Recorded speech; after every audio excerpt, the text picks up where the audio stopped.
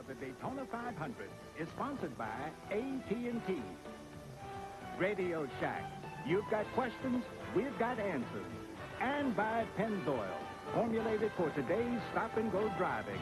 Stop, go, Pennzoil. And back at the 39th running of the Daytona 500, take a look at this replay as to what had happened to Michael Waltrip. Watch inside the circle. Buddy. Wow, you can see that holder for the rear of the car there. That was the drive shaft that probably knocked that hanger down that's supposed to do that job, and it did. It kept it from coming out. They're working on it as we speak. Trying to get him back out here and score some points in this first race of the year. For the Terry Labonte story, back on pit road.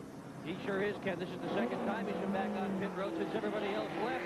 Problem, that toe-in problem. Gary Dehart tried to pound the right front fender out to help him aerodynamically. They've got the tires on it straight now, at least as straight as they want to have it, and he's back at him again. And you see Bobby Hill in 77. They had the hood up, just latched her down again and brought Bobby out. Had a good qualifying run. He's the last car on the lead lap. Ken shown in 32nd position, so 32 cars still on the lead lap. And they're showing Greg Sachs out in front. Yeah, he got off pit road quick. He evidently did change a couple of tires. Yeah, he was running fast down pit road, but he got away with it, and we're getting the signal now for one more lap, and we'll go back to racing. Apparently they didn't have the old meter out checking that one. First time he's led in years. Mid-80s, last time you saw a Sachs run. Let's see how the things go on the pit stops here. Jeff Gordon, 45.9, now back in 6th spot on this restart. That was because of that lug nut that they had a problem with. And see, Mark Martin and Dale Jarrett were identical on their time. There's Derek Copes, number 36.